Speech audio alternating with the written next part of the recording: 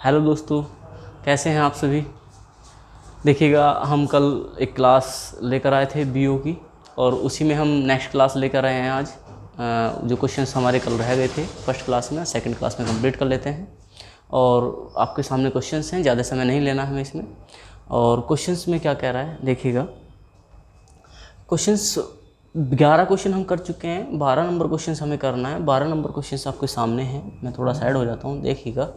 Question में क्या कह रहा है, सबसे पहले ये देखिए। ये कहता है कि एक क्रिकेट खिलाड़ी का 3 खेलों में औसत स्कोर। सबसे पहली बात, औसत क्या होगा ये भी हमें जानना है पहले, लेकिन देखेंगे 3 खेलों में औसत स्कोर 162 रन था। दूसरे खेल में क्रिकेट खिलाड़ी ने पहले खेल से 10 रन कम बनाए। क्या कह रहा है, दूसरे खेल में क्रिकेट खिलाड़ी ने पहले खेल से 10 रन कम बनाए, तथा तीसरे खेल में उसने दूसरे खेल से 13 रन कम बनाए। पहले खेल में उसका स्कोर क्या था। ठीक, बात क्लियर हो गई। सबसे पहले मैं कल एक फॉर्मूला आपको बता चुका हूँ, फिर दोबारा से रिपीट कर रहा हूँ, आपको दिख रहा होगा। यदि मैंने कल बताया था, यदि हमें योग निकालना है तो योग निकालने के लिए हमें क्या करना होता है, पदों का योग। कल की वीडियो देख ले चाहिए एक बार आप। पदों का योग निकालना है तो योग बराबर होता है औसत और गुना संख्या। औसत गुना संख्या, ये औसत का फॉर्मूला होता है। यदि आप औसत का फॉर्मूला निकालना चाहते हो, संख्या को योग के नीचे ले आओ तो औसत निकल कर आ जाएगा। बात क्लियर हो रही होगी सभी को। अब यहाँ जरा छोटी सी बात समझें।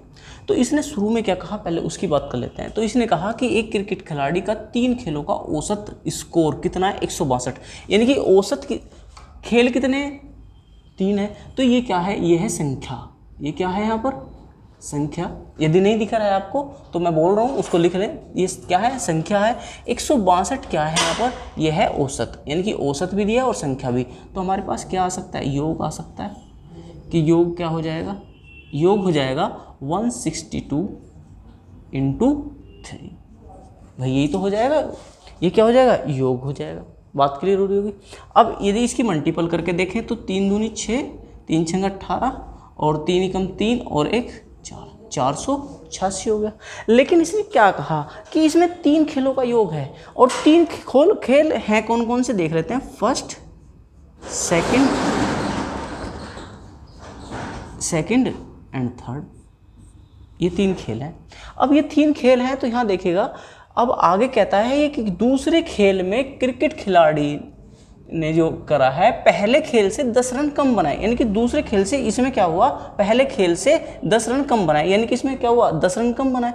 अब ये कहता है कि तीसरे खेल में उसने दूसरे खेल से 13 रन कम बनाए। यानी कि इसमें कितने रन कम बनाए, 13 रन कम बनाए।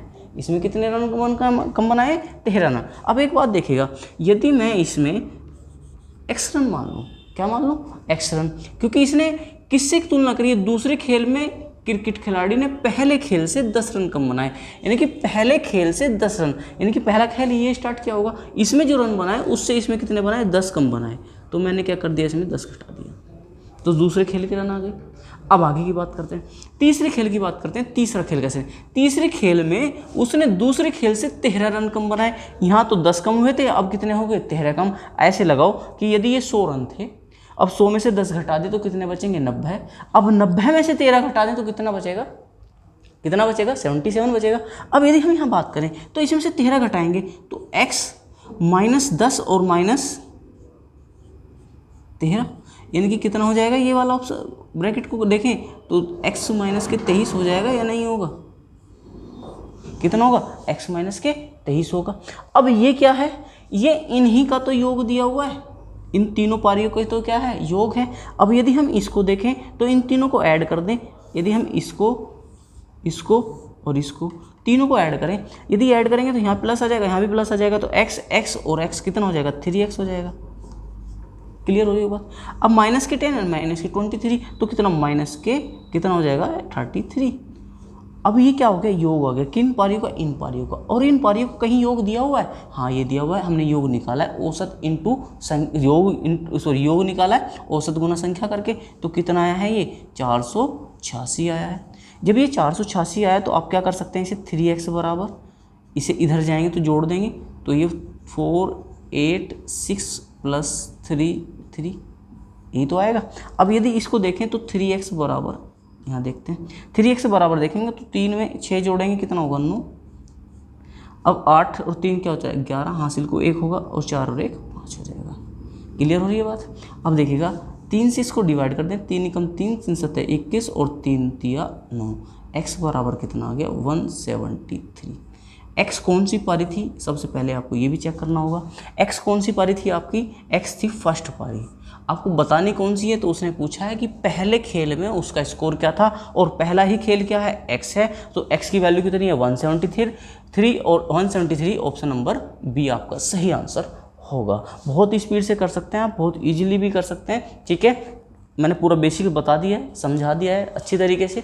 समझ में नहीं आया तो वीडियो को दोबारा रिपीट करके देखें और इसके बाद हम नेक्स्ट क्वेश्चन की ओर चलेंगे। और नेक्स्ट क्वेश्चन भी हमने लिखा हुआ है, हम पढ़ लेते हैं इस क्वेश्चन को भी एक बार।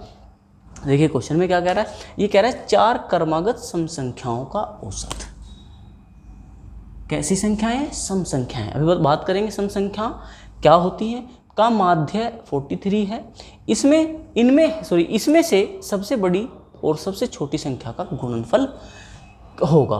यानी कि ऑप्शंस आपको दिए हुए, इसमें से कौन सा गुणनफल है जो ये संख्या है इनके औसत माध्य दिया हुआ है। सबसे पहली बात ये देखो मेरी, मैं आपको बता देता हूँ। यदि यहाँ से माध्य का मतलब भी क्या है, औसत है। अब माध्य का मतलब औसत है, तो इसने कहा 4 संख्याओं का क्रमागत संख्या है। अब क्रमागत क्या होता है, सबसे पहले ये देख लेते हैं क्रमागत। तो पहले सम संख्या की बात करते हैं। सम संख्या क्या होगी, 2 4 6 8 10 12। यानी कि आप एक बात देख रहे हैं, जहाँ भी ये यूनिट इकाई अंक बनाएंगी, यूनिट पहले से बनाएंगी, वहीं पे क्या हो जाएगा, सम संख्या हो जाएगी, है ना। क्या हो जाएगी, सम संख्या हो जाएगी। 2 4 6 8 और 10, 10 मतलब 0 आ जाएगी। यानी कि जहाँ भी ये इकाई अंक दिखाई देंगे आप, वही संख्या क्या है, सम है। क्रमागत का मतलब क्या है कि क्रमागत यानी कि एक सीरीज से स्टार्ट होकर अगली सीरीज तक सेम अंतर के साथ चलना। ठीक है, जैसे आप ये भी क्रमागत संख्याएं हैं। दूसरा, यदि मैं लूँ यहाँ पर 12 14 और 16 18, ये भी क्या है, क्रमागत है। बात समझ में आ रही है। तो यहाँ से यदि हम औसत निकालना तो समझे डायरेक्ट हो सकता है, इन दोनों संख्याओं को छोड़ दो, ये दोनों संख्याएं क्रमागत होगी, चारों संख्याएं क्रमागत है, तो इनका औसत जो होगा इन दोनों के बीच में होगा। 2 ऊपर छोड़ दो, 2 नीचे छोड़ दो, तो इनका औसत क्या आ जाएगा, 15 आ जाएगा। डायरेक्ट आप निकाल सकते हैं, या आप ये एक तरीका करके देखें। ये मैंने क्वेश्चन यहाँ पे मान लो ये क्वेश्चन है, इसका औसत निकालना है, तो आप इनका क्या करेंगे, एडिशन करेंगे, इन चारों को ऐड कर देंगे और ऐड करने के बाद जो भी आएगा उसको 4 से डिवाइड लगाएंगे। और 4 से जब आप डिवाइड लगाएंगे तो 30 और 30 कितना हो जाएगा, 60 और 60 को 4 से भाग करोगे कितना आ जाएगा, 15।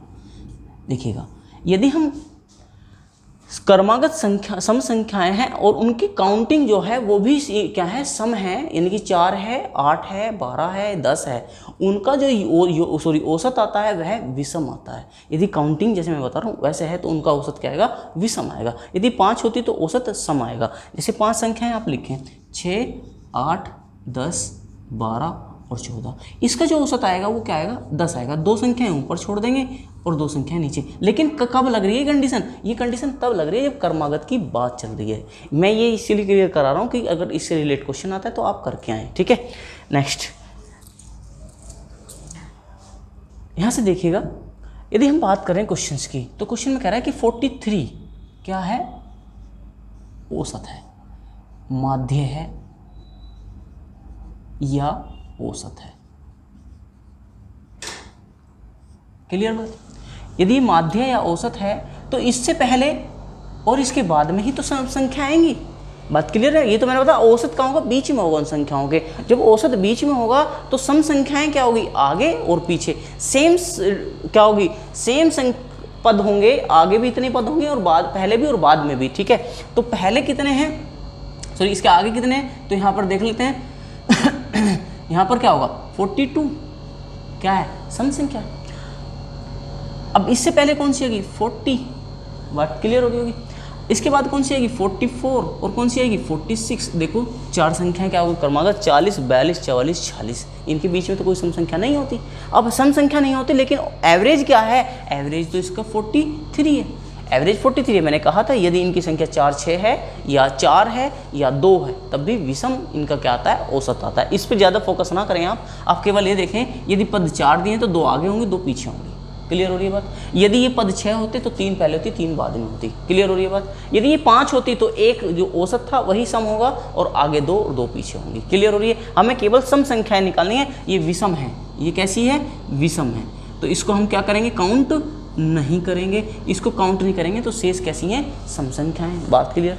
अब यहाँ से हमें क्या पूछ रहा है, ये कह रहा है सबसे बड़ी और सबसे छोटी का गुणनफल, इन दोनों का गुणनफल पूछ रहा है। तो इकाई अंक तो क्या आना है, 0 आना है। तो ये ऑप्शंस तो कट गए दोनों, इनका इकाई अंक 0 नहीं है, इन दोनों में इकाई अंक क्या है, 0 है। तो हम इसको मल्टीपल कर लेते हैं, 0 आएगा और 4 6 24, 2 आज 4 चौक 16 और 2 1840। ये क्या हो जाएगा, ऑप्शन नंबर सी आपका आंसर हो जाएगा। यहाँ तक समझ में आया या नहीं आया कमेंट करके मेरे को बताइए, ठीक है। मैं आज 1-2 क्वेश्चन आपको दूंगा भी, ठीक है। आपको मेरे टेलीग्राम चैनल को यदि चैनल आपने सब्सक्राइब नहीं किया है तो उसको सब्सक्राइब कर लें, और सब्सक्राइब करने पर आपको इसमें इसके रिलेटेड क्वेश्चंस मैं दूंगा, उनको आप सॉल्यूशन करें तो आपको ज़्यादा बेटर हो पाएगा, है ना। तो यहाँ से आप स्क्रीनशॉट लेना चाहते हैं तो लीजिए, इसके बाद हम आगे चलेंगे, ठीक है। जो बच्चे BO का एग्ज़ाम देना चाहते हैं वो इसे अच्छे से रिवीजन में ले लें, क्योंकि इसी से रिलेटेड क्वेश्चन आ सकते हैं। क्लियर है, क्योंकि 2009 के बाद इसका कोई एग्ज़ाम नहीं हुआ है। अब पहली बार जब से एग्ज़ाम हो रहा है तो संभावनाएं हैं कि आ सकते हैं क्वेश्चंस, तो एक बार इनको ज़रूर देखें आप। हम नेक्स्ट क्वेश्चन की ओर चलते हैं।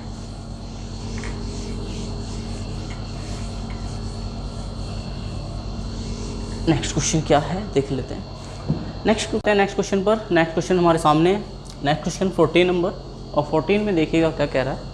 समय दूरी से समय दूरी से क्वेश्चन, हाँ समय दूरी से क्वेश्चन है। और समय दूरी से क्या क्वेश्चन कह रहा है, पढ़ लेते हैं एक बार। ये कह रहा है यदि एक श्रमिक घर से फैक्ट्री 5 किलोमीटर प्रति घंटा की गति से जाता है तब 3 मिनट विलंब से पहुंचता है। समझ में आ रही है बात। फिर यदि कहता है यदि वह 6 किलोमीटर प्रति घंटा की गति से जाता है तब समय से 7 मिनट पहले पहुंचता है। घर से फैक्ट्री की दूरी कितनी है। मेरी बात समझना है छोटी सी। यहाँ से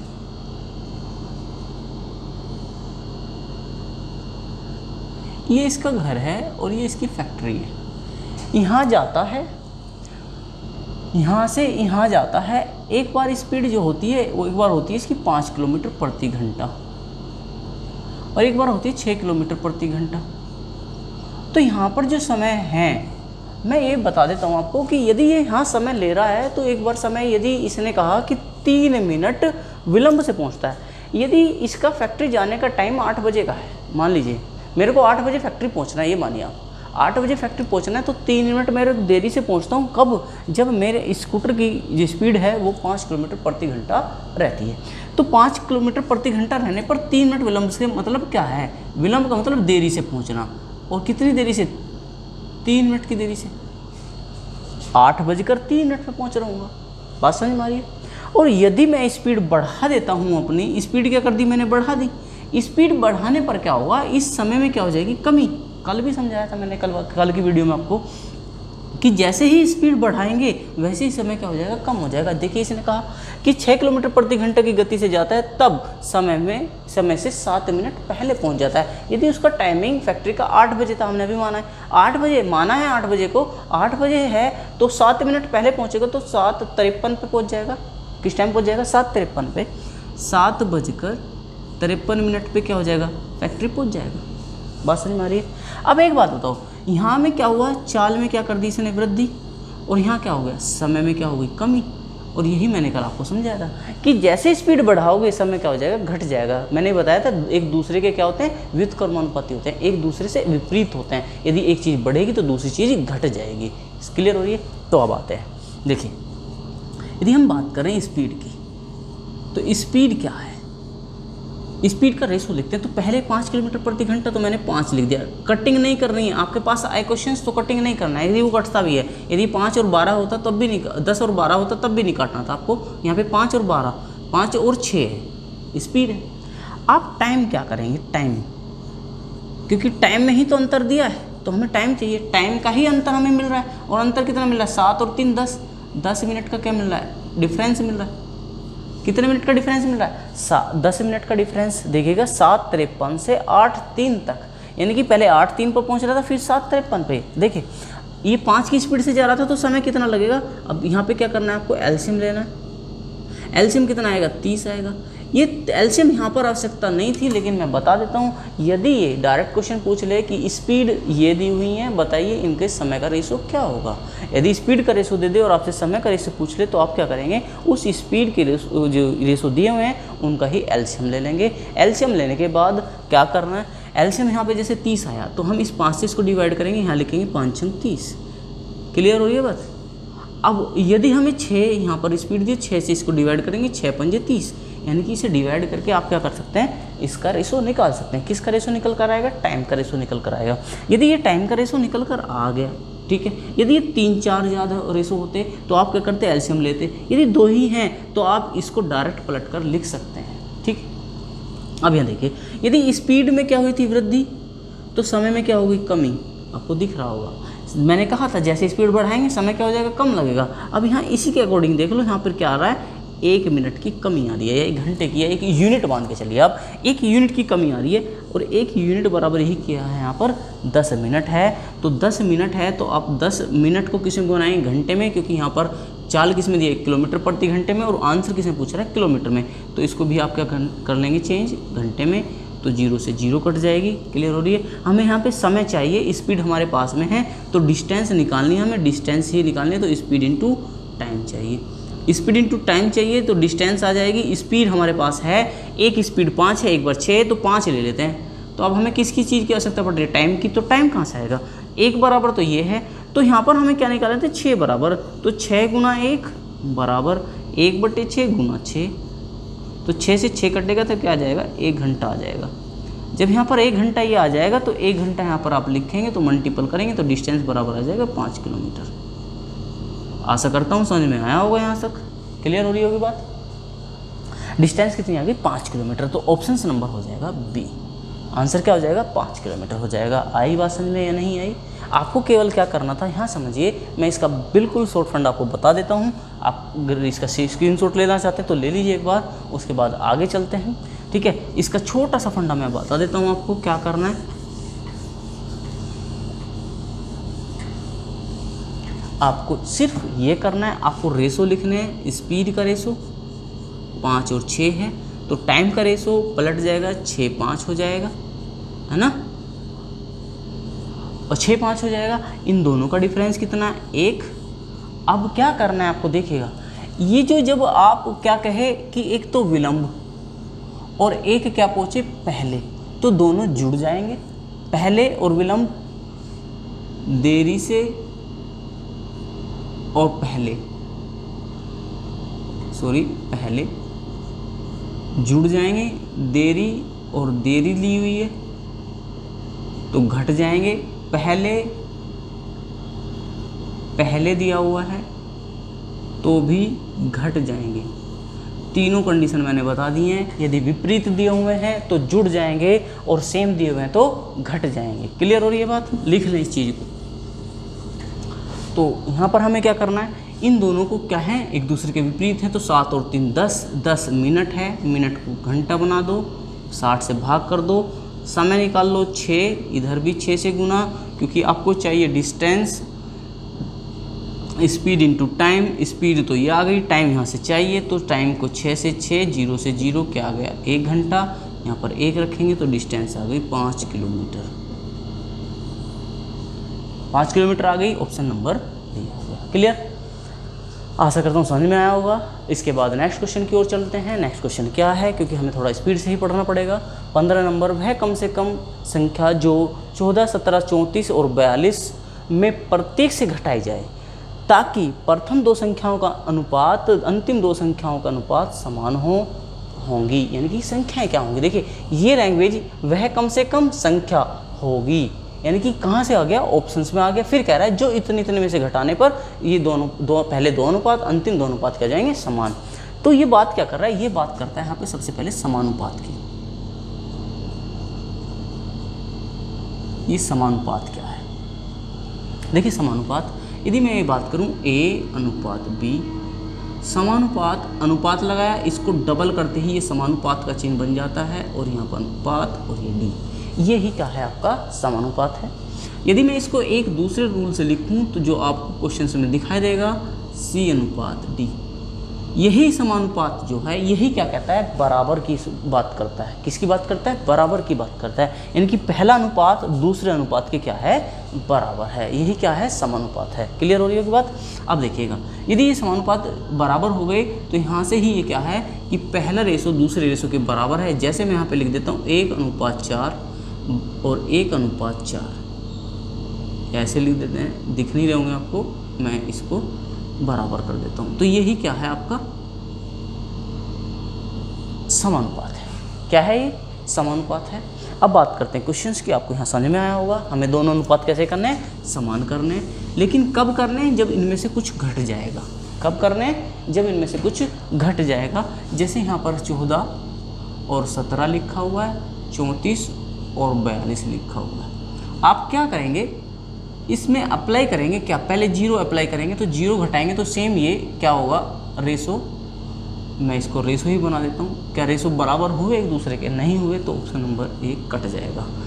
एक इसमें से घटाते हैं, ये कह रहा है घटाने पर वह कम से कम संख्या होगी, क्या करने पर, घटाई जाए, जो इनमें से घटाई जाए। तो 1 घटाएंगे तो यहाँ पे बचेगा 13, यहाँ बचेगा 16 बराबर 33 और अनुपात क्या हो जाएगा, 41। यह अभाज्य संख्या हो गई और एक अभाज्य संख्या होगी, तो कटेंगी तो नहीं, तो ये ऑप्शन से क्या हो जाएगा, बी भी नहीं होगा। क्लियर। अब 2 घटाते हैं, 2 घटाएंगे तो ये 12, ये 2 घटाएंगे 15 बराबर 2 घटाएंगे 32 और 2 घटाएंगे 40, ये तो आएगा। अब जरा देखिए यहाँ पर आप आगे, यदि हम आप आगे देखते हैं तो यहाँ से इसे डिवाइड कर सकते हैं। 3 चौक 12, 3 पंजे 15, 8 चौक 32 और 8 पंजे 40,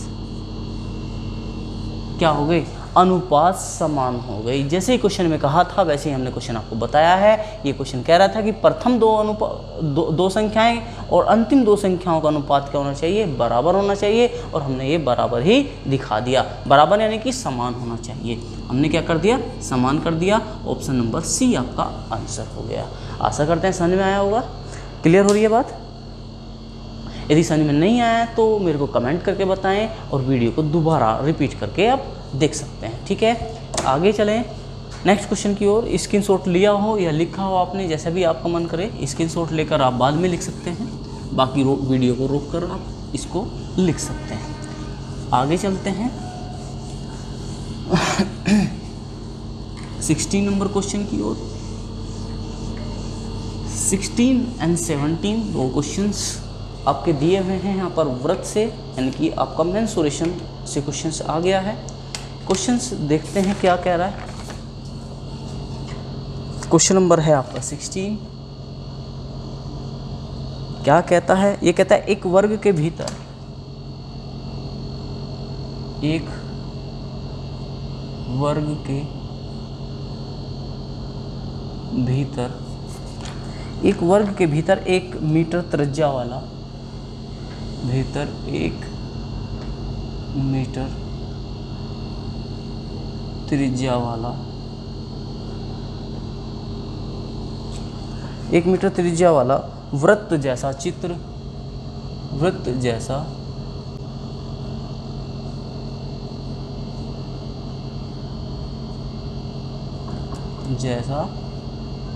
चित्र में दर्शाया गया है या दिखाया गया है, बातें की है, खींचा जाता है। मैं दिखाऊंगा आपको कैसे खींचा जा रहा है, खींचा जाता है।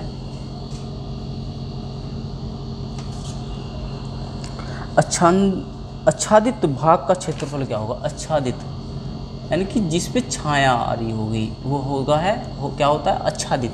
आच्छादित भाग का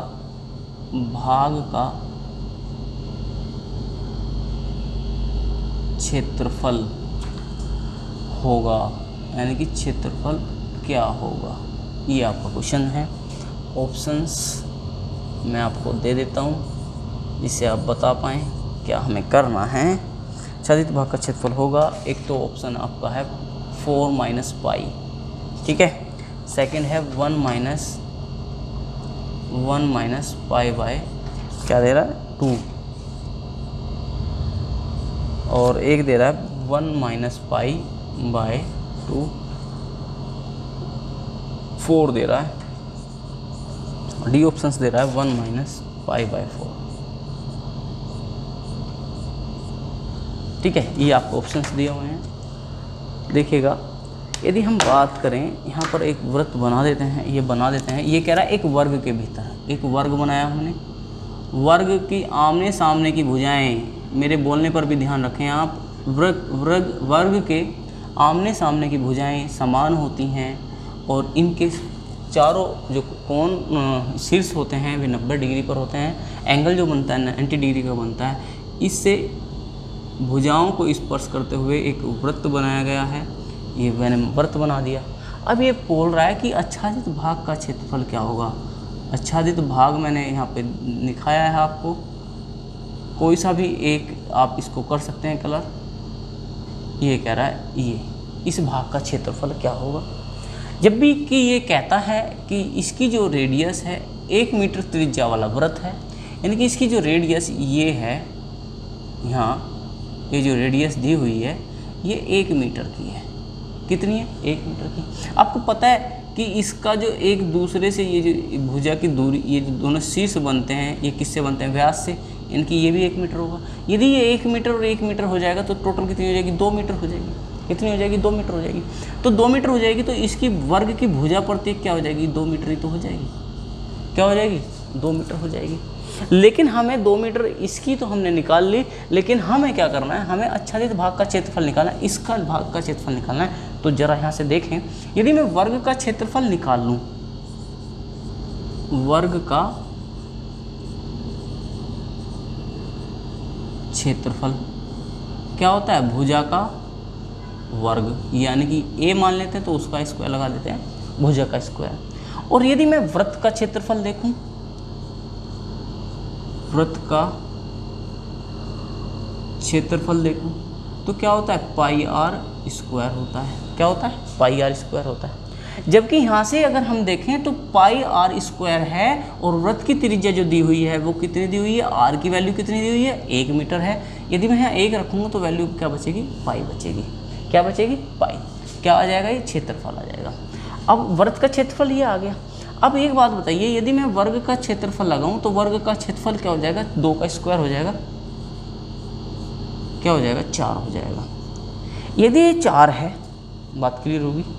अब ये 4 है, ये टोटल वर्ग का क्षेत्रफल है। ये पूरा जो वृत्त भी है इसमें, ये वर्ग का जो शीर्ष बचे टोटल क्षेत्रफल है। अब इसमें से मैं यदि वृत्त का क्षेत्रफल घटा दूं पाई, तो कौन सा क्षेत्रफल बचा? जो इसके शीर्ष आपको दिखाई दे रहे हैं, एक तो 3 खाली शीर्ष दिखाई दे रहे हैं और एक ये डार्क शीर्ष दिखाई दे रहा है, यानी कि चारों पार्ट दिखाई दिए हैं। अब ये चारों पार्ट में से आपको 3 छोड़ने और एक का बताना है क्षेत्रफल कितना होगा। तो आप एक काम कर सकते हैं, यदि आपके पास 4 रुपये हैं और 3 रुपये किसी को, 3 रुपये मेरे पास रहने, तो मेरे को कितने देने चाहिए? किसी को कितना देना चाहिए? 1 देना चाहिए। ये तो कहना चाहते हैं। तो मैं क्या कर सकता हूँ कि मेरे को 1 देना है, तो मैं इसको क्या कर दूंगा, इसे मैं कितने पार्ट में डिवाइड करना चाहता हूँ? 4 पार्ट में। और 4 में से मेरे को क्या चाहिए? 1। तो मैं इसे क्या कर दूंगा? 1/4 कर दूंगा। क्या कर दूंगा? 1/4। और 1/4 का मतलब क्या है? पाई 4 माइनस पाई बाय 4। तो इसे डिवाइड करेंगे तो क्या आएगा? 1 माइनस पाई बाय 4 आएगा। यही क्या होगा? आपका आंसर होगा। और ये आंसर आपका कहाँ से आएगा? डी। बात समझ में आ रही होगी? क्लियर हो रहा है? बिल्कुल सिंपल है। एक बार दोबारा रिपीट कर देता हूँ। ये वर्ग है, वर्ग के अंदर वृत्त है। वर्ग के शीर्ष, एक शीर्ष पे जो डार्कनेस है, ये जो दिखाई है आपको, इसका क्षेत्रफल निकालना है। तो सिंपल इस पूरे वर्ग का क्षेत्रफल निकाल लिए। क्या आ गया? 4 आ गया। 4 में से वृत्त का क्षेत्रफल मैंने बताया आपको पाई आर स्क्वायर होता है। पाई इसमें से घटा देंगे तो क्या बचेगा? चारों ओर जो शीर्ष दिखाई दे रहे हैं वृत्त से अलग बचे हुए, उनका क्षेत्रफल आ गया। इसे घटाते ही, और घटाने के बाद हमें क्या निकालना है? ये वाला शीर्ष निकालना है। कितने शीर्ष बचे थे? 4, जो सेम क्षेत्रफल के थे। तो उनमें से 4 में से 1 का निकालना है। तो इस पूरे क्षेत्रफल का 1/4 निकालना है। और इसका 1/4 क्या होगा? 4 से भाग करने पर, और 4 से इसको भाग करोगे तो 1 बचेगा, 4 से इसको भाग करोगे पाई/4 बचेगा। यही क्या हो जाएगा? आपका आंसर हो जाएगा। क्लियर हो रही है बात? आगे चलते हैं नेक्स्ट क्वेश्चन पर। इसको रफ कर देते हैं। ये लीजिए, हमने इसको रफ कर दिया। अब 17 नंबर क्वेश्चन की ओर चलते हैं। क्या कह रहा है? 17 नंबर देखिएगा ये पाई चार्ट से क्वेश्चन आया है, इसको समझिए। इस टाइप का क्वेश्चन इस बार भी आएगा, ठीक है। 17 नंबर क्वेश्चन आप समझिए। 17 में ये कहता है किसी कस्बे की जनसंख्या, किसी कस्बे की जनसंख्या विभिन्न धर्मों के अनुसार, विभिन्न धर्मों के अनुसार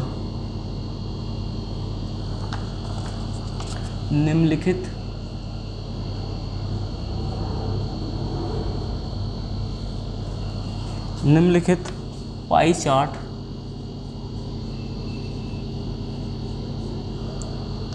द्वारा प्रदर्शित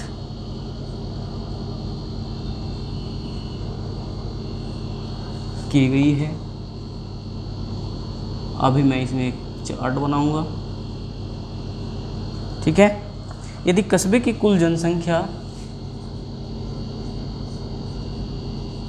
यदि कस्बे में जो है, कस्बे में कुल जनसंख्या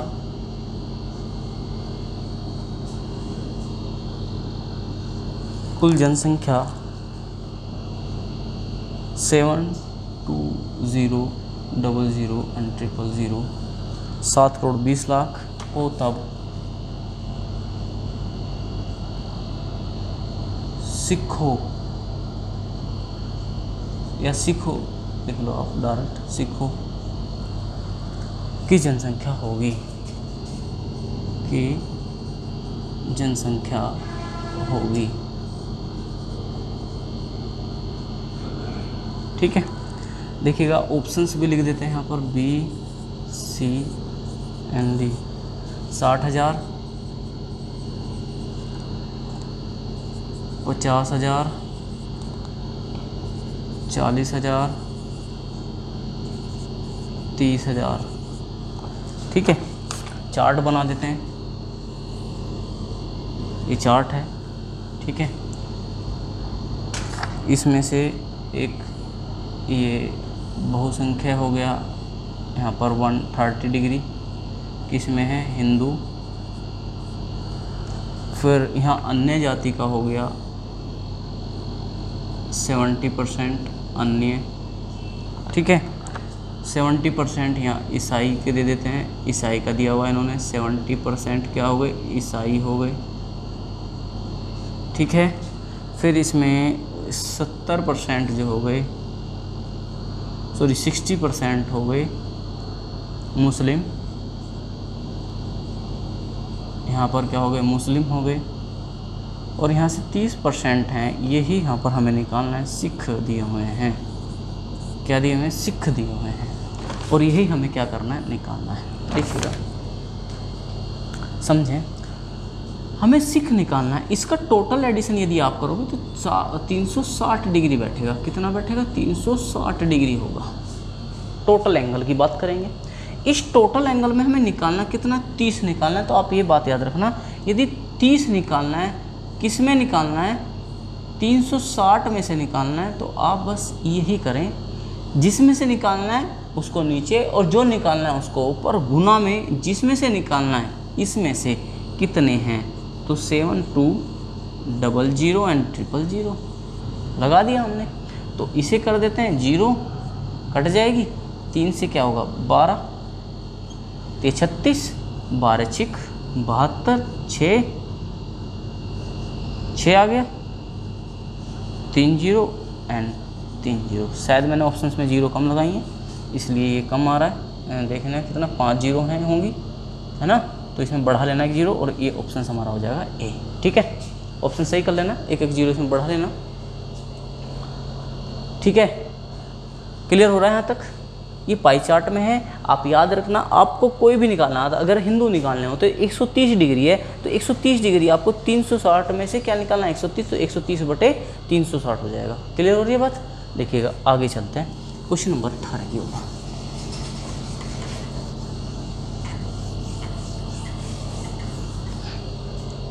क्वेश्चन नंबर 18 क्या कह रहा है,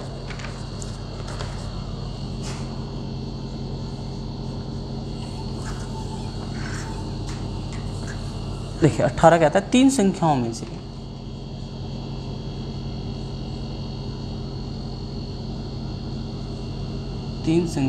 से प्रथम दो का योग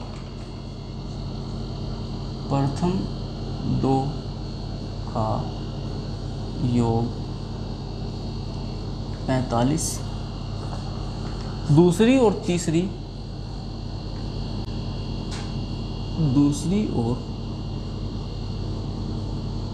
तीसरी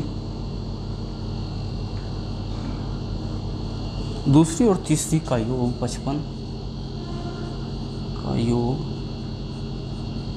55 तथा तीसरी और पहली के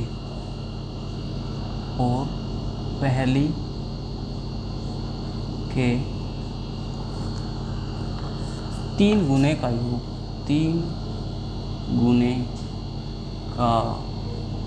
योग 90 हो, तब तीसरी संख्या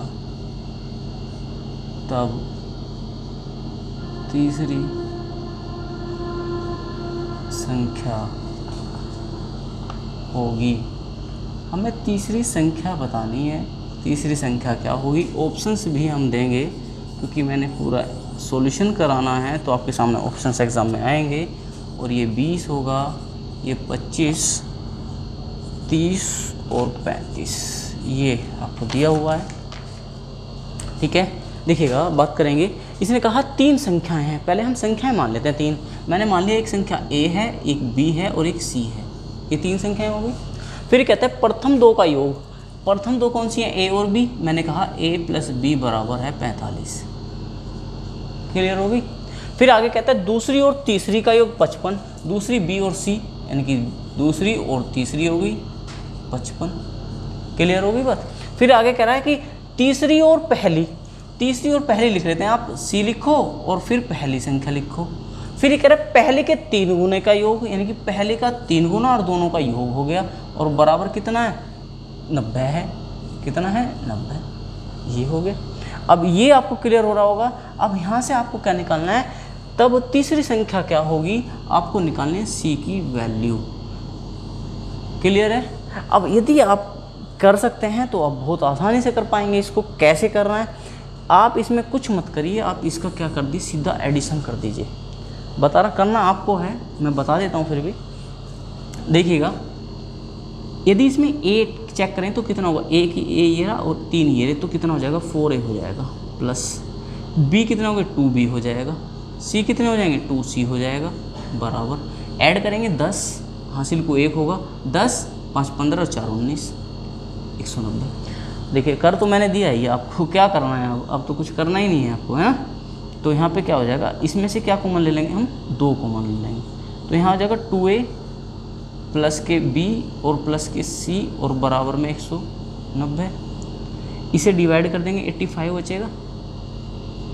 ठीक है। अब ये क्या होगा? हमें निकालनी है c की वैल्यू। हमें किसकी चाहिए? a और a + b की वैल्यू चाहिए। ये आप एक काम करिए ना, आपके पास b + c की वैल्यू है, तो b + c की वैल्यू यहाँ पे रखिए। तो 2a + 55 बराबर 85।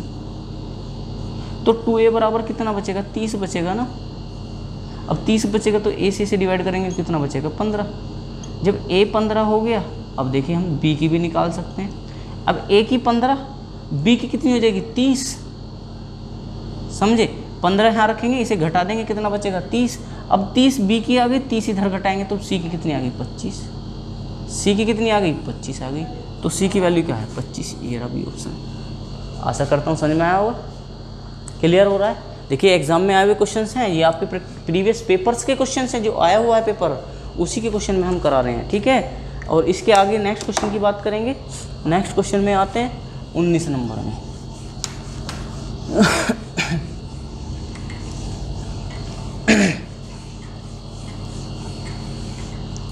19 क्या कहता है? देखिए,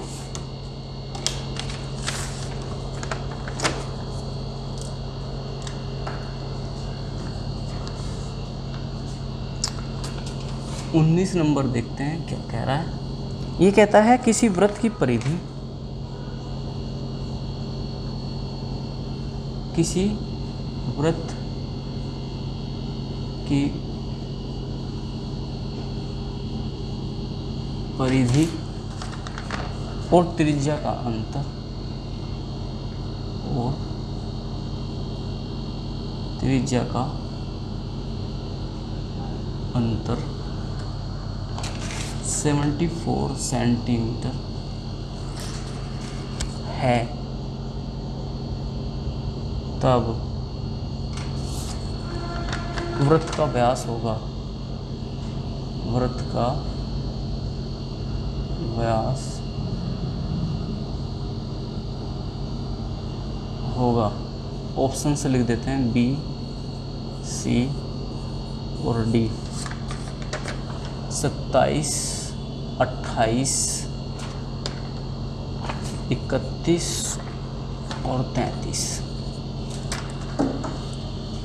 देखिएगा क्वेश्चन आपके सामने है। क्वेश्चन कहता है किसी वृत्त की परिधि और त्रिज्या का अंतर कितना हो 74, तब वृत्त का व्यास क्या होगा। व्यास पूछ रहा है, पहले वृत्त की बात कर लेते हैं। देखिए वृत्त में एक केंद्र होता है, ये केंद्र हो गया, ठीक है। केंद्र कितने होते हैं, एक परिधि हो गई। ये परिधि क्या है, चारों ओर चली गई जो दूरी होती है। पार्क जैसे आप देखा होगा तो पार्क की साइड चारों ओर जो दीवार होती है गोल, यदि हम पार्क की बात करें तो ये आपकी परिधि हो गई, एक केंद्र हो गया। अब ये क्या है, जो केंद्र से परिधि को मिलाने वाली रेखा है, इसको आप क्या कह रहे हैं, रेडियस कह रहे हैं। क्या कह रहे हैं इसको, त्रिज्या कह रहे हैं, ठीक है। क्या कह रहे हैं इसको, त्रिज्या कह रहे हैं। अब त्रिज्याएं, एक क्वेश्चन ये डायरेक्ट आ सकता है आपके एग्जाम में कि एक वृत्त में कितनी त्रिज्याएं खींची जा सकती हैं, तो आपका आंसर क्या होना चाहिए कि त्रिज्याएं जो होंगी वो अनंत होंगी। कितनी होंगी, अनंत होंगी। बात क्लियर हो रही है, कितनी होंगी, अनंत होंगी। क्लियर हो रहा है यहाँ तक। इसकी जो वैल्यू होती है ये होती है 2πr। रेडियस क्या होती है, स्मॉल r हमने लिया है, तो यही क्या हो गया 2πr, इसी से बना है, ठीक है। अब दूसरी बात, परिधि हो गई 2πr, त्रिज्या हो गई r। अब ये कह रहा है कि परिधि और त्रिज्या का अंतर, यानी कि परिधि क्या होती है बड़ी और त्रिज्या क्या होगी छोटी, और इसका ही अंतर कितना है, दोनों का 74 सेंटीमीटर। अब यहाँ से r क्या कर लेंगे कॉमन, तो 2 गुना 22/7, किसकी वैल्यू, पाई की, -1 = 74, ये तो आएगा। अब यदि यहाँ पर देखो पाई की वैल्यू हमने पुटअप करी, 2 ये रहा और r, ये दोनों r कहाँ जाएंगे, बाहर कॉमन हमने ले लिया। अब यदि ये r यहाँ आ गया है तो यहाँ पर देखते हैं 22 दूनी 44 माइनस के 7/7 बराबर के 74। अब ज़रा देखो r यहाँ से घटाएंगे तो कितना बच रहा है, 37, बाई कितना बच रहा है 7, बराबर कितना बच रहा है 74। अब सर ये कैसे होगा, इसको हम इससे डिवाइड नहीं कर सकते क्या, तो r बराबर कितना हो जाएगा, 14 हो जाएगा ना। 7 दूनी 14, 14 सेंटीमीटर क्या हो जाएगी रेडियस। और व्यास क्या होता है, डायगोनल क्या होता है, 2r, क्या होता है 2r होता है, डायमीटर सॉरी। तो यहाँ पर 2r निकालना है, तो 2r बराबर हो जाएगा 28 सेंटीमीटर, और इसी को क्या कह रहे हैं आप, व्यास कह रहे हैं। क्या आ गया, 28 सेंटीमीटर आ गया। बात समझ में आ रही है सभी को, क्लियर हो रहा है। इसके बाद आगे चलते हैं, ठीक है, स्क्रीनशॉट लें इसका।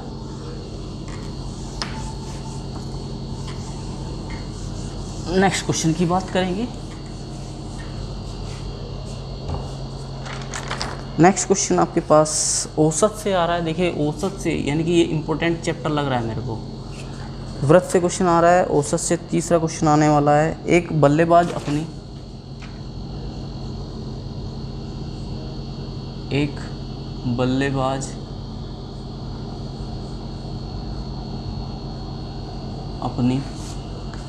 17वीं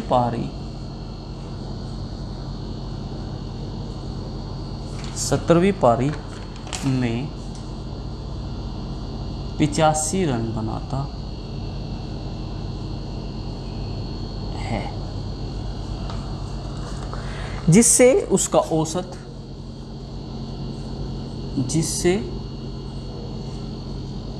उसका औसत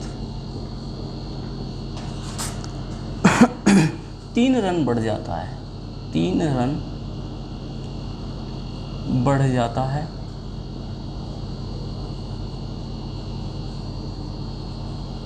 बढ़ जाता है, नई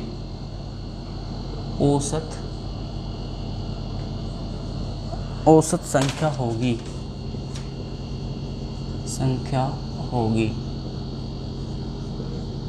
options A, B, C and D. 4 options मैं लिख रहा हूँ, 39, 37, 28 एंड 17। ये 4 ऑप्शंस आपके सामने हैं, देखिएगा। औसत से क्वेश्चन है, कह रहा है एक बल्लेबाज ने अपनी 17वीं पारी में 85 रन बनाता है, जिससे उसका औसत 3 रन बढ़ जाता है। नई औसत संख्या क्या होगी? क्रिकेट आप देखते हो तो आप ये देखते हैं कि औसत बढ़ता है यदि वो सेंचुरी मार देता है ना। अगर उसने 100 रन बना दिए तो उसका औसत बहुत अच्छे से बढ़ जाता है। औसत मतलब क्या है? यानी कि इसने जो 17वीं पारी खेली, 17 से पहले कोई पारी खेली कितनी? 16 पारियों में तो कुछ औसत होगा ना, जो फिक्स है उसका। अब फिक्स औसत में क्या हो गई? वृद्धि हो गई। और वृद्धि कितनी होगी? 3 की हो गई। ये दे रहा ना, कितने की वृद्धि हो जाती है? 3 रन की वृद्धि हो जाती है। जब औसत संख्या, रन नहीं, रन तो ज़्यादा बनाए, कितने बनाए? फिर 85 बनाए, 85 तो हैं, 85 बनाए, 85 रन बनाता है, 3 रन औसत संख्या बढ़ जाती है। जब औसत संख्या बढ़ती है, लेकिन रन कितने बनाए थे? 85, लेकिन रन बढ़े 3, लेकिन ये 3 क्या बढ़ रहे हैं? 3 रन वैसे नहीं बढ़ रहे, रन बढ़ रहे हैं औसत में। औसत यदि 35 था पर मैच के दौरान, तो अब कितना हो जाएगा? 38 हो जाएगा। यदि आपका 55 था तो अब कितना होगा? 58 हो जाएगा। यदि 63 था तो अब 66 हो जाएगा। इनकी 3 से औसत क्या हो गया? बढ़ गया। किस में बढ़ा? जो 16 पारी खेली थी, जो उसमें औसत था, वह औसत बढ़कर क्या हो गया?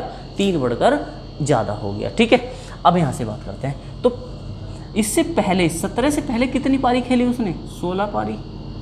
तो पदों की संख्या, हमें रनों की संख्या निकालनी है, तो योग मैंने बताया था, योग बराबर क्या होगा? औसत और गुना संख्या। यही तो फॉर्मूला बताया मैंने इसका। यदि ये फॉर्मूला आपको याद है तो आप कर पाएंगे। तो इससे पहले औसत क्या था? मैं मान लेता हूँ औसत x था। जब औसत x था तो और संख्या कितनी है? 16, क्योंकि 17वीं पारी तो आगे चली है, तो 17वीं पारी चली आगे, तो 16 और गुना x कर दिया मैंने। ये किस में है? ये 16 पारियों का औसत है। मैं यहाँ पे लिख देता हूँ इसे, 16 पारियों का औसत।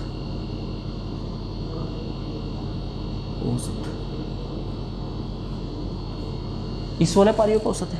जब ये 16 पारियों का औसत है और इसमें 16 से गुना करूँगा तो टोटल रनों की संख्या आ जाएगी ना। 16 पारियों में कितने टोटल रन बनाए होंगे?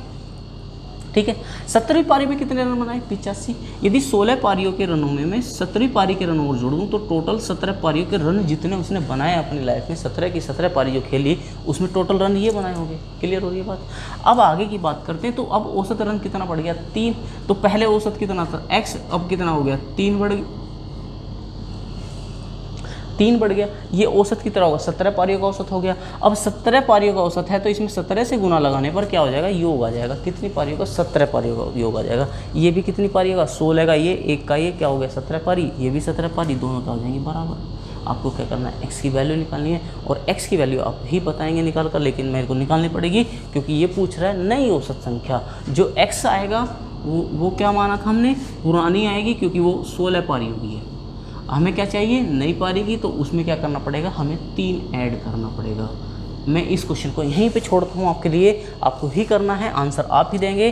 पहले जो x की वैल्यू आएगी यहाँ से, यहाँ से x की वैल्यू निकालिए, x की वैल्यू को यहाँ पुट करिए और मेरे को बताइए इसमें से कौन सा आंसर होगा, तभी मैं मानूंगा कि आपने क्वेश्चन किए हैं। क्लियर हो रही है बात? ठीक है, समझ में आ रही है? ठीक है, आगे चलते हैं 22 नंबर क्वेश्चन की ओर रुख करते हैं हम अपना। 22 नंबर क्वेश्चन क्या कह रहा है देखते हैं। देखिएगा, बहुत अच्छा क्वेश्चन दिया हुआ है इन्होंने। फिर औसत से क्वेश्चन आ रहा है, कह रहा है 2,4,6 तथा 8 सेंटीमीटर व्यास वाले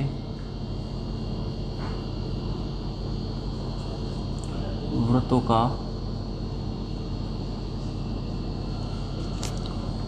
औसत क्षेत्रफल होगा। औसत क्षेत्रफल होगा। देखिएगा options A, B, C and D. ठीक है, क्या है? 5 पाई 6 15/2 पाई, 15 पाई और 5/2 पाई। क्लियर?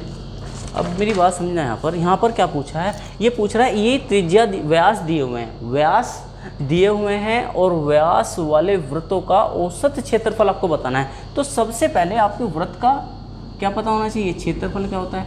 तो वृत्त का क्षेत्रफल बराबर पाई आर स्क्वायर। क्या होता है? पाई आर स्क्वायर होता है। ये क्या होता है? वृत्त का क्षेत्रफल होता है। अब वृत्त का क्षेत्रफल आपको बताना है, लेकिन वृत्तों के क्षेत्रफल, ये रेडियस व्यास दिए हुए हैं, रेडियस निकालनी होगी। तो व्यास रेडियस कैसे निकालते हैं? तो रेडियस बराबर होता है व्यास का आधा। क्या होता है? व्यास का आधा। तो यहाँ पे R1 क्या आएगी? यदि R1 2/1 क्या हो जाएगी? आधा 1 हो जाएगी, इससे डिवाइड करेंगे। R2 क्या हो जाएगी? 4/2 2 हो जाएगी। R3 क्या हो जाएगी? 6/2 3 हो जाएगी। और R4 क्या हो जाएगी?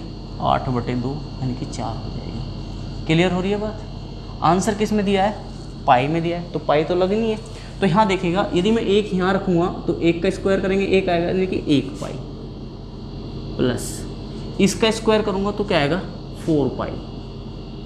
इसका स्क्वायर करूँगा यहाँ पर क्या होगा? 9 पाई।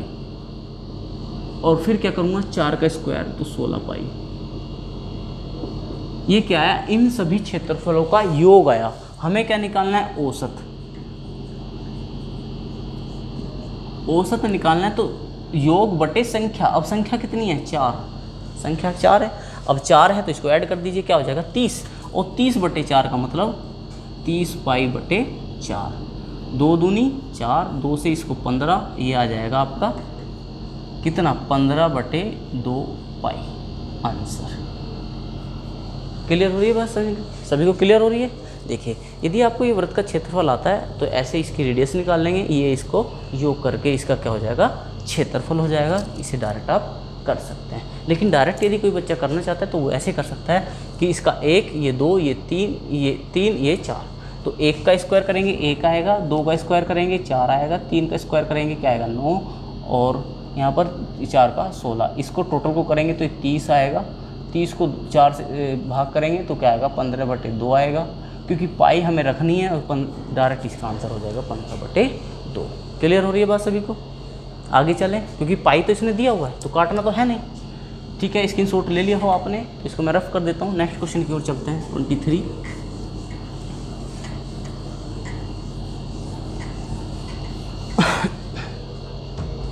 क्वेश्चन में क्या कह रहा है? देखिएगा, यदि दो संख्याओं का योग, ये इंपॉर्टेंट क्वेश्चन आया है यहाँ पर, यदि दो संख्याओं का योग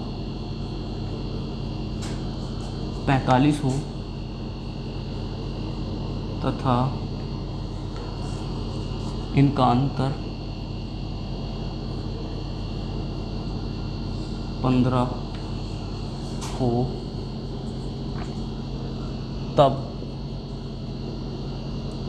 उन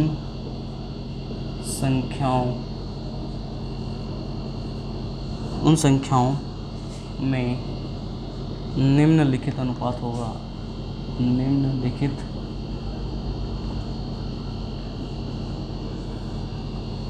अनुपात होगा। कौन से अनुपात होंगे? A, B, C and D। 5:4, 4:3, 3:2 and 2:1। देखिए यदि आप देख रहे हैं और इनका आपको पीडीएफ चाहिए तो आप हमारे टेलीग्राम चैनल को सब्सक्राइब करें, वहाँ पर आपको पीडीएफ इसकी क्वेश्चंस की मिल जाएंगी। आप नोट ना करें तब भी काम चल जाएगा आपका, ठीक है। अब बात करते हैं क्वेश्चंस की। तो कह रहा है दो संख्याओं का योग, मैंने संख्या मान ली ए और बी है, ए बड़ी है बी से, मैं इसी बताऊंगा नहीं, आपकी इतनी ज़्यादा आफत नहीं बताऊंगा। इनका अंतर 15 है, उन संख्याओं का इनका अनुपात होगा। हमें संख्या निकाल कर अनुपात बताना है, तो एक बार योग कर दें, a + b = 45 और a - b = 15। आप ऐसी कंडीशन यदि आपको दी हो तो आप डायरेक्ट लगा सकते हैं कि योग करें तो 60/2 30, एक संख्या 30 आ जाएगी, अंतर करेंगे 30/2 15 आ जाएगी, 15 × 60 4 अनुपात 1 आएगा आंसर। लेकिन हमें कितना आएगा, 15 में से 45 30 का आधा करेंगे 15 और यहाँ पे आएगा आपका 60 30, 15 दूनी 30, 2 अनुपात 1 होगा, सॉरी हाँ। अब यहाँ देखिएगा, इसे डिवाइड कर दें, 2a होगा बराबर कितना आएगा 60, ऐड कर दिया, इसे डिवाइड करेंगे, ए बराबर कितना आ गया 30। अब b बराबर कितना आ जाएगा, b यहाँ देखो इसमें से 30 रखेंगे, इधर घटाएंगे तो क्या आएगा 15। क्लियर है, इसका रेशो बताना है 30:15। अब 30:15 करेंगे तो 2:1 हो जाएगा। यही क्या है आपका आंसर है। आंसर क्या है, डी हो जाएगा। बात समझ में आ रही होगी, बहुत आसान है, कुछ भी नहीं है। आप अगर एक बार उत्साह के साथ एग्ज़ाम में जाएं, एक बार वीडियो को देख लें, ठीक है, जितने मैं क्वेश्चंस कराऊंगा। लेकिन आप कमेंट करके बताएं, पहली वीडियो में भी कम कमेंट कर रहे हैं, आप बता नहीं रहे हैं कि कैसा हो रहा है, ठीक है। नेक्स्ट क्वेश्चन की बात, यहाँ से क्वेश्चन 24 नंबर आप 23 नंबर सॉरी 23 आ रहा है। ये कह रहा है a/b = 2:3, b/c = 4:5 और c/a = c/d = AB और CD, यहाँ से 6:7 और पूछ रहा है आपसे तब AD बराबर होगा, यानी कि A और D का रेशो पूछ रहा है, ठीक है। ऑप्शंस मैं यहीं पे लिख देता हूँ, इसमें B, C and D। देखिएगा 2:7, 7:8 और 16:35 और यहाँ पर 4:13, ठीक है। रेशो बताना है, ए और डी का बताना है। यहाँ देखिए ए की वैल्यू कितनी है 2 और डी की वैल्यू कितनी है यहाँ पर 7, यानी कि रेशो आपके अकॉर्डिंग ये होना चाहिए, जबकि हो जाएगा गलत। क्यों हो जाएगा, क्योंकि यहाँ देखिए सी की वैल्यू 6 है, यहाँ पर सी की वैल्यू 5 है और बी की वैल्यू यहाँ 4 है, तो यहाँ पर क्या है 3 है। क्लियर हो रही है बात। आपको क्या करना है, आपको यहाँ पर वैल्यू बराबर करनी है और बराबर करने के लिए आपको क्या करना होगा, पहले सी की वैल्यू बराबर करिए और सी की वैल्यू बराबर होने के बाद आप बी की वैल्यू बराबर कर लीजिए, ठीक है। जैसे ही आप यहाँ सी की वैल्यू बराबर करेंगे तो क्या आएगी 30 एलसीएम आएगा, यहाँ पर 6 से गुना होगी, 24 होगा और इसे 24 करने के लिए इसमें 8 से गुना करेंगे तो वैल्यू मिल जाएंगी। बट आप दूसरा तरीका आजमा सकते हैं, यहाँ पर AB = 2:3, ठीक है। B/C बराबर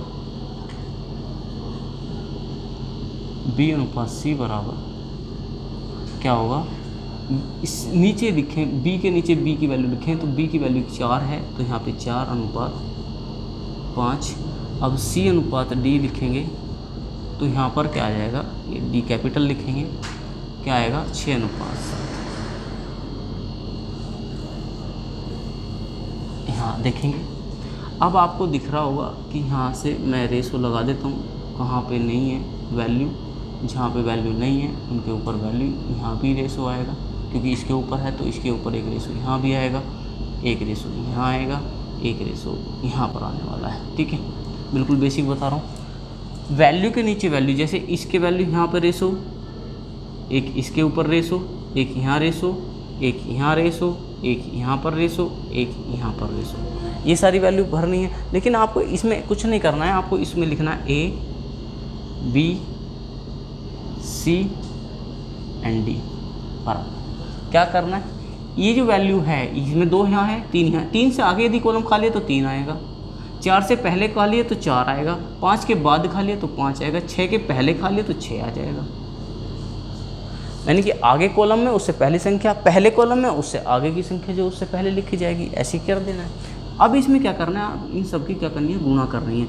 4 दूनी 8, 8 छंग 48, रेशो लगाएंगे, 4 तिया 12, 12 छिक 72,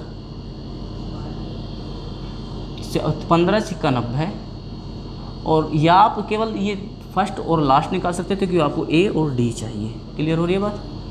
मैं बता देता हूँ बट की सारे 5 ते 15 सत्ते 105, ठीक है। 48:105 आपको चाहिए क्योंकि ए और अनुपात डी। क्लियर है? अगर इनको भाग करते हैं, 3 एकम 3 छंग 18, 3 तिया 9, 3 पंजे 15, 16:35 और 16:35 नंबर सी ऑप्शन इसका आंसर हो जाएगा। क्लियर हो रही है बात सभी को? समझ में आई या नहीं आई? क्लियर हो रहा है? इसके बाद आगे चलते हैं।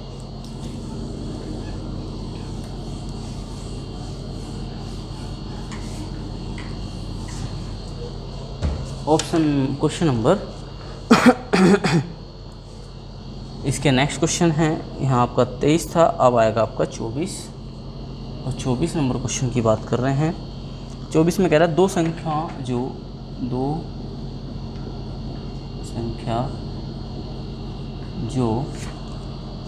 1:5 के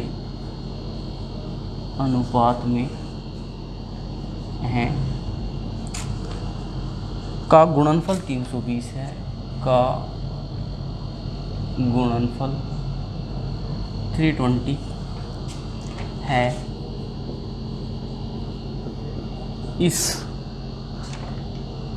इन संख्याओं के वर्गों का अंतर होगा। इन संख्याओं के वर्गों का अंतर होगा। Option number A, B, C and D. ठीक है। 1024, 1236, 1256, 1536। देखिए क्या कह रहा है, दो संख्याओं के अनुपात दिए हुए हैं, गुणनफल 320, इन संख्याओं के वर्गों का अंतर आपको बताना है। ठीक है। सबसे पहले संख्याओं का अनुपात क्या दिया है, 1:5।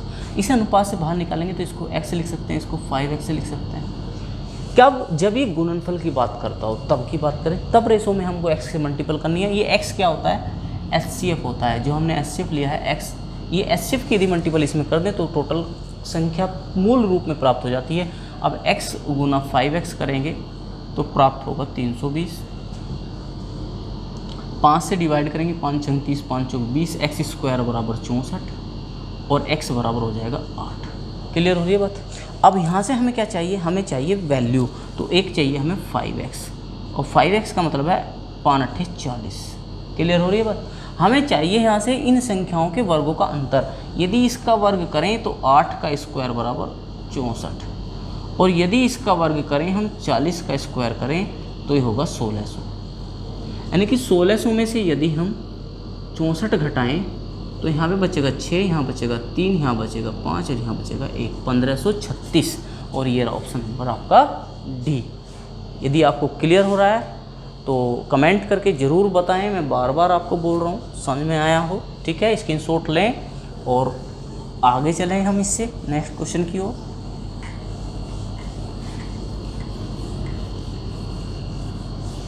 नेक्स्ट क्वेश्चन, लास्ट क्वेश्चन है 25 नंबर। एक व्यापारी ने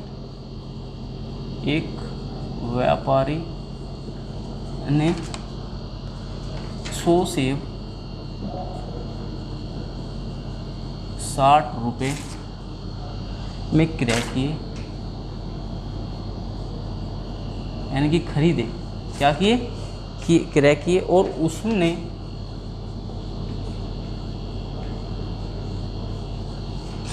उसने मूल्य का 15% भाड़े में व्यय किया।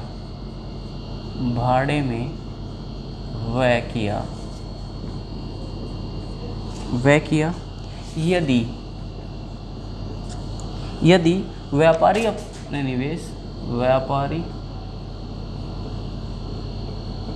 अपने निवेश, अपने निवेश पर 20% लाभ कमाना चाहता है, लाभ कमाना चाहता है तो 100 सेब का अंकित मूल्य यानी कि MRP, ठीक है, कीमत क्या होगी,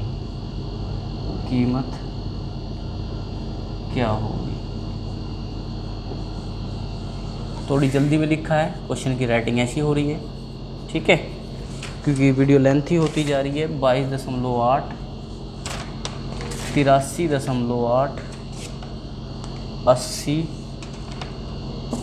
और 81.8, ठीक है। बात करते हैं क्वेश्चन की। ये कह रहा है एक व्यापारी ने 100 सेब 60 रुपये में क्रय किए और उसने मूल्य का 15% भाड़े में व्यय किया, ठीक है। यदि व्यापारी अपने निवेश पर 20% लाभ कमाना चाहता है तो MRP क्या होगी। MRP वह वैल्यू होती है जिसमें सब चीज़ जुड़ जाती हैं, जिसमें क्रय मूल्य भी जुड़ जाता है, भाड़ा भी जुड़ जाता है और लाभ भी जुड़ जाता है। लाभ जुड़ने के बाद ही क्या बनता है, MRP बनता है। क्लियर हो रही है बात। बाकी इसका डिस्कस हम प्रॉफिट लॉस की क्लास में करने वाले हैं, बहुत अच्छे तरीके से करेंगे, ठीक है। आप तब तक ये एग्ज़ाम दे के फ्री हो जाइए, उसके बाद हम इसको करने वाले हैं। देखिएगा यहाँ पर आर्टिकल क्या हो गए, सेम हो गए। आर्टिकल 100 चाहता है और यहाँ भी क्या है, 100 का ही MRP पूछ रहा है, यानी कि हमें आर्टिकल से कुछ भी लेना देना नहीं है। यदि आर्टिकल चेंज होते तो आपको एक आर्टिकल की ही कीमत निकालनी होती। 100 आर्टिकल बराबर जो वैल्यू आती उसको 100 से डिवाइड करते, फिर जितने की चाहिए उससे मल्टीपल कर देते। क्लियर, ज़्यादा टाइम नहीं लेते इसमें। तो 60 रुपये में भाड़ा कितना लगा, इन्वेस्ट हुआ 15%, तो इसमें 15% बढ़ गया, ये हो गया 115%। या दूसरा तरीका मैं बताऊंगा, बटे 100। फिर इसने कहता है कि इसमें टोटल प्रॉफिट कितना लेना चाहे 20%, तो 120 और इसमें आप ऐड कर दीजिए और बटे में कर दीजिए 100। क्लियर हो रही है बस सभी को। अब आप इसमें कुछ मत करिए, एक 0 से 0 और एक 0 से ये 0 काट दीजिए। क्लियर हो रही है। अब यहाँ से देखिए 12 × 72, इससे मत गुना करिए आप 6 से, या इसमें करिए 12 पंजे या 6 गुना 12 पंजे 60, ठीक है। 12 पंजे 60, 6 आ गया, 12 एकम 12 और 6 18 और 12 एकम 12 और एक 13, 1380 बटे 100 आ गया। एक 0 और कट गई। अब इसकी मल्टीपल कर दो, 6 48, 48 आ गया। अब यहाँ पर बचा 4 और 6 18 और 4 22, कितना हो गया 2 और 6 और 2 8 और बटे 10 हटाएंगे, पॉइंट लगाएंगे तो क्या आ जाएगा 82.8 रुपये। कितने रुपये आ जाएगा 82.8, और ये रहा आपका ऑप्शन नंबर ए। क्लियर हो रही है बात। अब या दूसरा तरीका मैं आपको बता देता हूँ, इसको रफ करके, एक सेकंड बस। यदि आपने परसेंटेज थोड़ा सा पढ़ा है तो ये याद करिए कि 60 प्लस 15% ऐड होना है भाड़ा, तो 60 का 15% देखिए 10% निकालिए, 10 से 10 बटे 100, 10 बटे 100 आएगा तो 0 से 0 कट जाएगी, एक 0 इसकी कट जाएगी, कितना आएगा 6। 10% 6 तो 5% कितना होगा 3, 6 और 3 9, 15% कितना हो जाएगा 9। ऐड कर देंगे तो टोटल कितना हो जाएगा ये 69%। अब 69% यदि, मेरी बात सुने, 69% यदि इसका टोटल क्या है इन्वेस्ट हो चुका है, लाभ 20% लेना चाहता है तो इसमें 20% और ऐड होगा। अब 20% ऐड होगा तो 20% इसका कितना 20% होगा, इसका 20% निकालना। प्रॉफिट टोटल इन्वेस्ट पे लिया जाता है, टोटल इन्वेस्ट पे प्रॉफिट होगा तो इसका इन्वेस्ट होगा 6 दूनी 12, 10% 6.9, तो 20% डबल हो जाएगा। तो 69 का डबल कितना होगा, तो करेंगे 6 दूनी 12, 12 9 दूनी 18 और 12 में एक जुड़ जाएगा 13.8 रुपये और ऐड हो जाएंगे, और 8 जुड़ेगा और इसमें जुड़ेगा तो 82 ही आएगा, 82.8%। ऐसे भी आप इसको कर सकते हैं। कमेंट करके मेरे को बताएं आपको वीडियो कैसी लगी, कैसे इसमें आपको इंटरेस्ट आया नहीं आया है। लाइक करें, कमेंट करें और सब्सक्राइब ज़रूर करें, आपके पास सारा नोटिफिकेशन जाते रहें। और दूसरा शेयर ज़्यादा से ज़्यादा करें, ज़्यादा से ज़्यादा बच्चे इसका प्रॉफिट ले पाएँ। थैंक यू, नमस्कार। आज के लिए हम इतना ही करने वाले हैं।